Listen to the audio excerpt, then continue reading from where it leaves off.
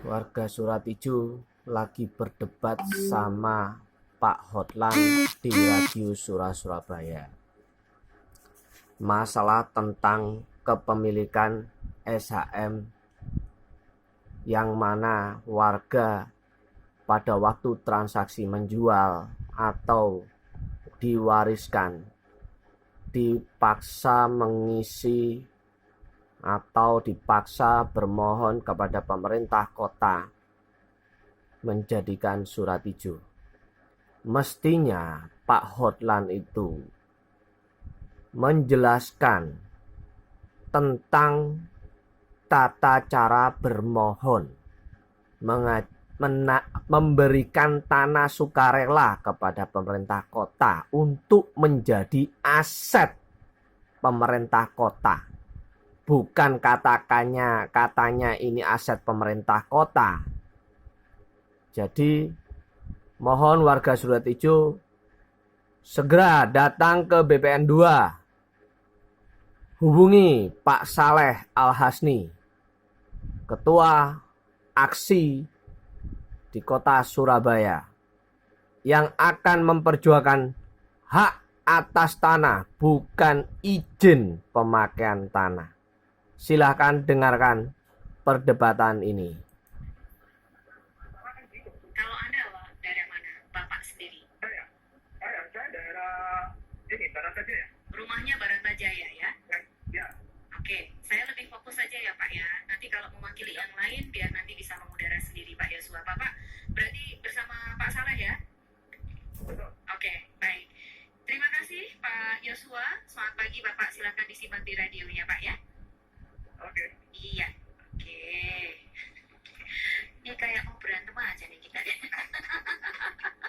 Yuk santai-santai ya. Oke, baik kita kalau gitu Pak langsung deh Pak Yosua ini Pak. Pak Yosua ini juga saya sering ketemu Bu. Nah, kan? Pak Yosua Pak Budianto ini kan dulu juga pernah gugat tanahnya. Jadi dia menganggap bahwa tanahnya itu bukan aset dan izin pemakaian tanahnya itu cacat. Iya. Ya tidak apa-apa, namanya orang itu kan boleh berpendapat. Nah, beliau juga ajukan gugatan Bu. Iya. Gugatannya juga ya dinyatakan tidak diterima. Oh. Cuman kan sama seperti Mbak Restu sampaikan, ketika kita itu mendalikan sesuatu ada SHM jadi Surat Ijo ini kita tidak bisa cuma hanya ngomong mana datanya gitu kan. Kalau saya Tapi sebentar ya Pak Hotlan, Pak Samsul, apa betul Pak pemerintah kota itu semena-mena ingin mengalihkan hak yang dimiliki oleh warga menjadi hak dari Pemkot yang SHM di Surat Ijokan semuanya? jadi izin Bu, Pak Kaban, Surat Ijo atau izin pemakaian tanah itu kan bentuk pemanfaatan tanah. Dia tidak akan terbit kalau tidak ada permohonan.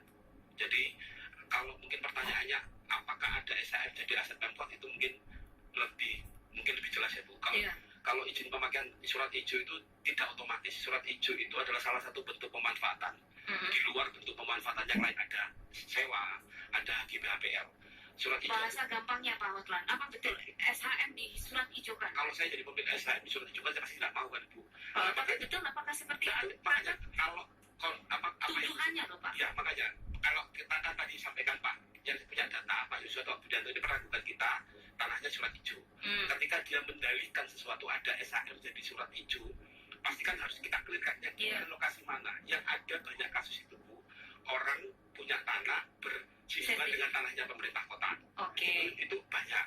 Tapi kalau orang jadi SHM jadi Surat Ijo, ini yang harus dibuktikan bagaimana mungkin ketika SHM ya? BPN, ya. Surat Ijo itu adalah izin pemakaian tanah yang dikeluarkan Pemkot. Pemkot bagaimana bisa mengubahnya?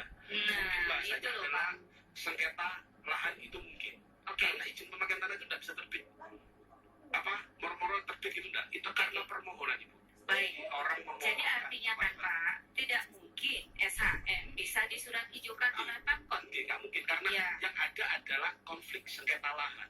Ada orang yang punya SHM diduga tumpuk dengan tanah pemerintah kota. Nah ini yang nanti ada proses mediasi ataupun proses penyelesaian secara hukum. Makanya tadi saya tanyakan Bapak tinggal di mana, karena banyak ngagel barata disebutkan. Kalau ngagel barata itu konfliknya adalah sengketa, bukan SHM yang kemudian disurat ijokan ya. Jadi beberapa gugatan di daerah itu kan memang banyak daerah pertanahan Surat Ijo tuh Bu. Artinya orang-orang itu ada beberapa orang itu yang menganggap bahwa ini bukan aset, sehingga mengajukan gugatan terhadap SK APL-nya pemerintah kota. Itu ada kasusnya di Baratajaya. Baik. Pak Irwan, saya belum paham ya tentang yang Anda tanyakan, Blauran khususnya Gang 4 statusnya bagaimana? Mungkin menangkap Pak, yang di Blauran itu ada apa sebenarnya? Di pemerintah, kalau status tanah memang yang punya kewenangan itu adalah kantor pertanahannya Bu. Tapi kalau mau menanyakan apakah itu asetnya pemerintah kota atau tidak, bisa berkirim surat ke BPKAD, nanti kami turun ke lapangan.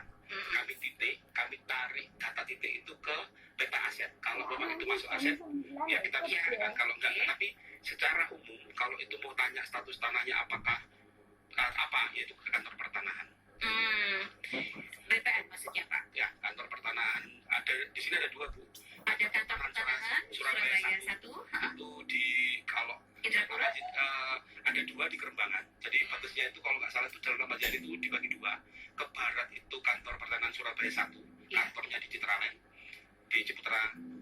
Kemudian yang ke timur itu di Surabaya 2 atau kantornya di Kerembangan, dekatnya Polrestabes.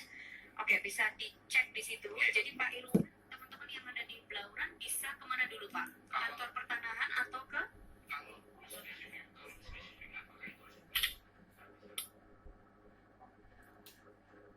Ya, acaranya terputus. Memang diskusinya satu arah. Pak Hotlan kalau ditanyai sama hostnya fokus ke sana, dia pasti mengalihkan. Inilah tipikal Pak Hotlan. Saya tidak pernah ketemu sama Pak Hotlan berkali-kali. Jadi omongannya Pak Hotlan ini tidak benar. Jadi kami memahami Pak Hotlan mengelabui warga Surat Ijo. Buktinya teman-teman kami datang ke sana tidak pernah dilayani oleh Pemkot Surabaya. Kalau menyerahkan tanah sukarela pasti dilayani. Karena ada pembayaran retribusi dan BPHTB yang tidak pernah masuk ke negara. Tidak ada validasi. Kalau memang tuduhan ini tidak benar, silakan gugat organisasi namanya Pak Soleh Aksi. Monggo, kami tunggu Pak Hotlan di pengadilan. Jangan rakyat yang disuruh menggugat pengadilan karena rakyat tidak mempunyai hubungan hukum. Kami dikatakan tidak mempunyai hubungan hukum, hubungan gelap. Kumpul kebo semua warga Surat Ijo, tidak ada kepastian hukum selama puluhan tahun. Terima kasih.